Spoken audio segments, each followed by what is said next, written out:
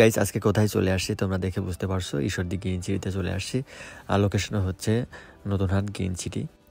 আমার বড় আপুদের ফ্যামিলির সাথে আমি জয়েন হয়ে গেছি। আসলে ঘোরার উদ্দেশ্য না, একটু রেস্টুরেন্টে খাওয়ার উদ্দেশ্য ছিল আজকে। তো আমরা চলে আসছি হেলদি ফুড রেস্টুরেন্টে। এখানে ঢুকে এর ডেকোরেশনটা দেখে আমি অবাক হয়ে গেছি। তো এর ডেকোরেশনটা অনেক সুন্দর। রেস্টুরেন্টটা প্রায় 1 বছর হয়ে গেছে এখানে। আমি এর আগে অনেকবার আসছি একা একা, তো আজকে বড় আপুদের ফ্যামিলিকে নিয়ে আসছি। দুলাভাই তো চিনে না, তিনি বাইরে থাকে আর কি সৌদিতে।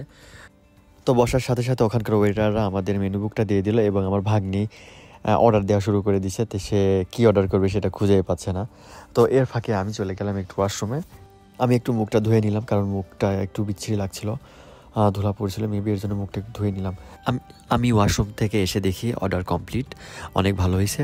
তো আমি একটা কথা বলতে চাই তোমাদের, এই রেস্টুরেন্টে বেশিরভাগ রাশিয়া আর কি ফরেনরাই খায় এই রেস্টুরেন্টটাতে, এবং গ্রিন সিটিতে যতগুলো রেস্টুরেন্ট আছে এখানে বেশিরভাগই ফরেনরা আছে। তো অর্ডারটা চলে আসছে।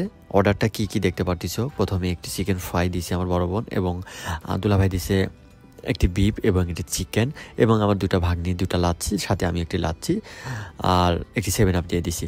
তো আমাদের খাওয়া স্টার্ট শুরু হয়ে গেছে। তো সবাই অনেক দিন পরেই আর কি একসাথে এভাবে রেস্টুরেন্টে আসা হয়েছে, কারণ দুলাভাই তো দেশে থাকে না, তিনি বিদেশে থাকে, তার সাথে এভাবে খাওয়া হয়নি। তো সব মিলিয়ে খুবই ভালো লাগছিল একসাথে খাওয়াটা। এরকম আরও আমার ফ্যামিলিতে অনেকজন আছে, তারা আসলে নেই, তাদের অনেক মিস করলাম।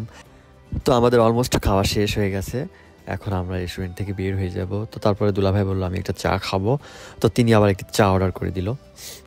তো দুলাভাইয়ের কাছে সব কিছু ভালো লাগছে, তার কাছে নাকি চাটা ভালো হয়নি, তো এর জন্য আমি অনেক দুঃখিত। তো তারপরে আমরা রেস্টুরেন্ট থেকে বের হয়ে গেলাম এবং দুলাভাইয়ের বাসায় চলে গেল, আমি আমার বাসায় চলে আসলাম। তো তাদের বাড়ি হচ্ছে তারা যাবে উপরের দিকে, আমি চলে যাবো ঈশ্বরদীর দিকে। তো আমি রিক্সায় উঠে গেছি, রিক্সায় উঠে আমার বাসার দিকে রওনা করলাম। সব মিলে অনেক ভালো লাগলো। ভালো থাকবা তোমরা সবাই।